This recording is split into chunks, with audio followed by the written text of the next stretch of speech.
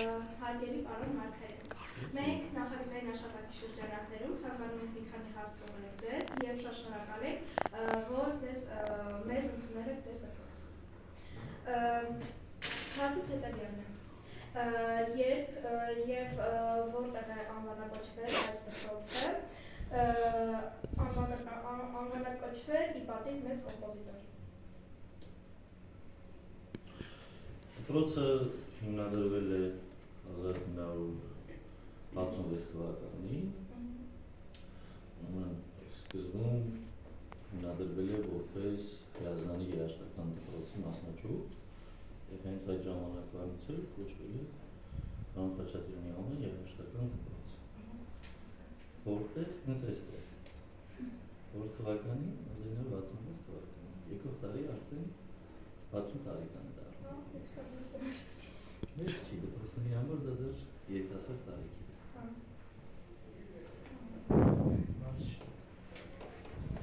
Ինչ եք կարծում, ինչպիսի մարդկային հատկանիշներ ուներ Արամ Խաչատրյանը որպես արվեստագետ և մարդ։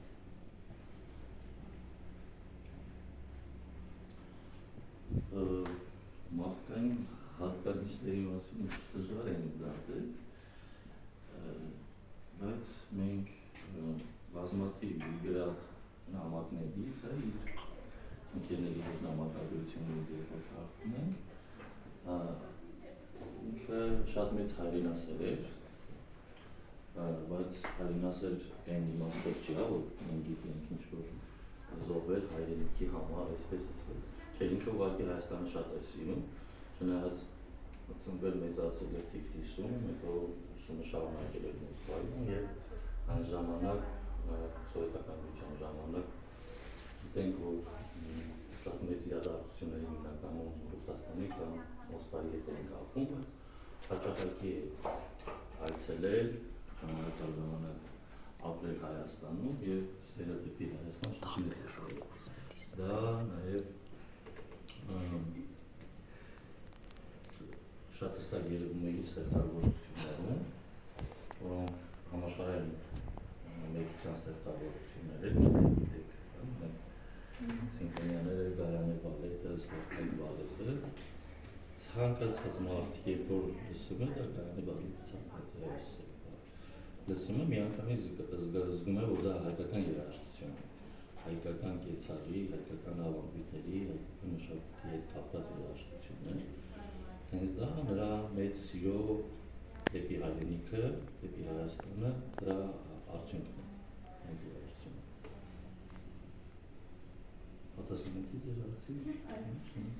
Իմ հարցը հետևյալն է. արդյոք կազմակերպվում են միջոցառումներ կամ համերգներ Արամ Խաչատրյանի ծննդյան տոնի առթիվ կամ հիշատակի առթիվ։ Առհասարակ, թե մենք կազմակերպում ենք։ Դպրոցը էլի։ Դպրոցը այո միշտ մասնակցում է մեծ կոմպոզիտորի անվան հետ կապված միջոցառումներին և ինքը նույնպես նախաձեռնում է։ Վերջիններից կարող եմ նշել, որ 2023 թվականին մայիստրոյի ծննդյան 120-ամյակի հետ կապված նախամշանապետություն էր նշում Խաչատրյանի Օբելյանը և մենք նույնպես մեր մասն ենք ունեցել այդ միջոցառումների, դուք նոր շրջեցիք դպրոցում, տեսակ մի դա չէ, իր պարծանքով, իր երգեհոնով և այդ ծրագրի շրջանակներում մենք այստեղ կապարիկ համերգ ունեցել, որպես ներկայացրել ենք Խաչատրյանի երրորդ 15 շեփորի և երգեհոնի մարգուլած սիմֆոնիա։ Գիտեք, որ Հայաստանում երգեհոնները քիչ են ու սիմֆոնիա ներկայացնելը ամեն դաշտ չի, որ կարողանում է։ Ունենում ենք և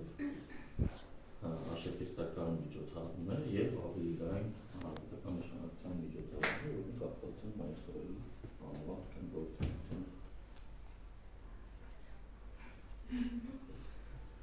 Իսկ որ ինչպես է Արամ Խաչատրյանի ստեղծագործությունները հայկական երաժշտությունը արտահայտվում։ Արամ Խաչատրյանի ստեղծագործությունները հայկական երաժշտությունը ո՞նց է արտահայտվում։ Ամենաուրիշ ձևով։ տեսեք, ուրեմն հայկական երաժշտություն ասելով ինչ է տակնում, հա? Դա ժողովրդի ստեղծած երաժշտություն է։ Եթե մենք փորձենք այդ հարցնալի խոր պատասխանել, պետք է մի քիչ ավելի հետ մնանք, երբ որ Կոմիտասը սկսեց հավաքագրել հայկական երաժշտությունը, հա? Ումից էր վերցնում։ Ժողովրդական երգերից եւ այլն մարդիկ հենցավում երգում էին կամ ինչ որ ուրախությունների, տխրությունների աշխատանքային կամ մենք ունենք աշխատանքային երգեր, ծիսական երգեր եւ այլն կոչվում ժողովրդական երգեր։ Ասեք դասական կոմպոզիտորները շատ հաճախ վերցնում են այդ երաժշտությանը ժողովրդական երգերի մոծիները եւ դրանց վրա ստեղծում են ավելի մասշտաբային անձյուր երաժշտություն։ Սիմֆոնիաներ, բալետներ, օպերաներ եւ այլն։ Ցանկացած ազգ ունի իր չգիտեմ, կարող ազգերի որ չկներ, բայց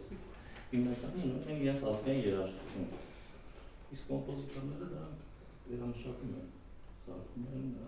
ավելի այսպես դասական որ ասում են, նկատում են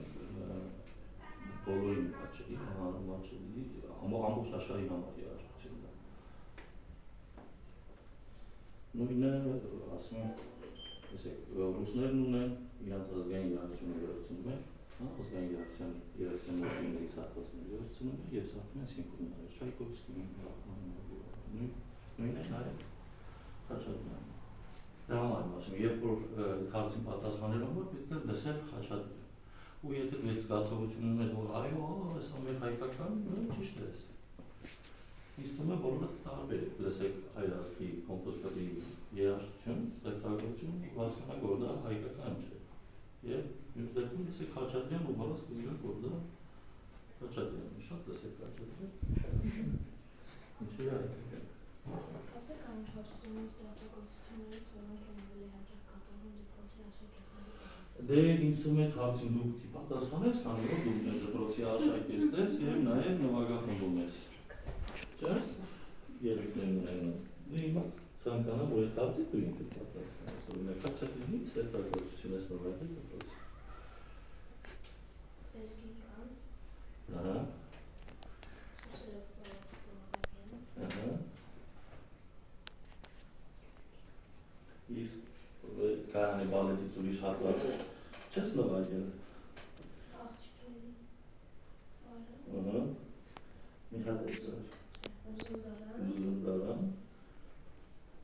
Ապրես, լավ պատասխանեցի քո հարցին։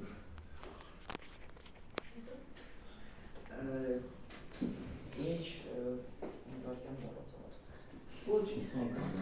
մոտ աշխատանք է։ Ինչ արժեքներ կամ սկզբունքներ կուզում փոխանցել այս դպրոցի աշակերտներին, հիմնվելով Արամ Խաչատյանի գործունեության եւ կյանքի վրա։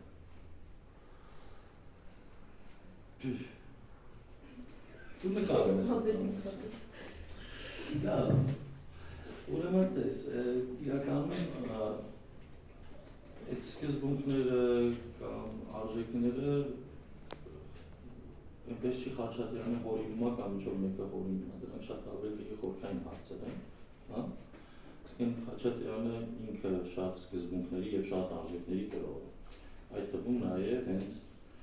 ազգային երաժշտության զարգացման, հանրահռչակման եւ այլն։ Մեր խնդիրը որպես դպրոց նախ եւ առաջ սովորողներին երաժշտական կրթություն տրամադրել։ Իսկ ինչ է տալիս երաժշտական կրթությունը առհասարակ մարդու ձևավորման, աշխարհայացքի, հայացման, ամբողջ ճանապարհին ձեզ ավելի լավ ինձ թվում է կպատմեն ձեր ընկերները, ովքեր զբաղվում են երաժշտությամբ։ Առհասարակ արվեստով զբաղվելը ցանկացած մարդու համար ինձ թվում է շատ կարևոր դեր ունի, զարգացնում է ճաշակ, զարգացնում է երևակայություն, զարգացնում է երազելու կարողություն, զարգացնում է ավելի լավը լինելու ձգտում, անընդհատ կատարելագործվելու ցանկություն եւ այլն։ Այս ամեն ինչը մեկ բառով մենք անվանում ենք կրթություն։ երաժշտությունը դա միջոցներից մեկն է արդեն կրթելու։ Դուք բոլորը ինձ թվում է ձեր հանրապետական դպրոցում էլ եք կրթվում, չէ՞, ովքեր կրթվում են այլ մենք անվանում գրանցուցիչ կրթության, հա, տեղեր հաստատություններ, այնտեղ նույնպես այդ արժեքների համար կամ ծրագրերի համար։ Էլի, Սորցեն, Յուրան եւ Արմինեն ձեզ պատմում են օրինակ իրանց ինչ է տվել երաժշտական կրթությունը, պարտադիր չի բուժումը, հա, ձեր ընկերներից հարցրեք, իրանք պատմում են։ Միգուցե դուք եք ուզենաք ուրիշ բաներով զբաղվել, բացի հայկական դպրոցում սովորել։ Ըստ ուզում եք բոլորը։ Այդ ձգտումները շատ բնական, շատ մարդկային են, երբ որ մարդը ուզում է ստեղծագործել, հա, արվեստները, ոնց է առաջանում ձեր կարծիքով, ում է ես հարցնում։ Մարդու իմպրովիզայից։ Հա? Տեսեք, ստեղծագործությունը կարևոր է։ Մարդը ուզում է ստեղծի ինչի համար։ Ոչ։ Ինչու դա ինքնարտահայտման միջոց է, թե չէ։ Այո, կարա լինի։ Դե շատ կամ ցանկություններ, կամ ձգտումներ։ Օրինակ շատ նկարիչներ կամ երաժիշտներ իրենց զգացմունքները արտահայտում են իրենց ստեղծագործությունների մեջ։ Որը նպատակներ ունեն։ Մենք որ տենց նկարում ենք, մտածում ենք ուղղակի նկար է, բայց նկարչի համար դա կարող է ինչ-որ խոր իմաստ ունենա։ Ուզում ես շփվել ու դրա հետ հասկանաս ինքը ինչ ապրումներ ա ունեցել։ Եթե կարողանայի կշփվեի։ Իհարկե կարող է։ Օրինակ Մարտիրոս Սարյանի հետ կուզենայի շփվել, բայց մահացած է, ոնց շփվել։ Բայց ինքը տվել է այս առանց։ Դե հա։ Ու կարողանաս շփվել իր ստեղծագործությունների։ Դե հա։ Բայց մենք ինքներս չենք կարող խոր իմաստը հասկանանք առանց ստեղծագործի հետ շփվելուց։ Դրա համար դու պետք է երևի process ուսումնասիրես կերպարվես։ Ուսումնասիրել եմ։ Հա։ Ինքդ նկարես, հասկանաս, միգուցե ջանը քեզ ավելի շատ բացի Ովասարյանը։ Նկարչի գործը հասկանալու համար դու պետք է նկարիչ դառնաս։ Շատ վստահ ես ասում, չէ՞, փոցի դիքը։ Բայց ես նկարիչ չդառնաս, բայց հասկանաս։ Տեսեք, ստեղ գալիս են երաժշտություն սովորում են, քո կոմպոզիտոր չդառնան, բայց կոմպոզիտորին հասկանան։ Մեկնաբան են ինչ ուզում։ պետք է զբաղվել արվեստով, որ հասկանալ։ Որ ավելի լավ մարդ լինել։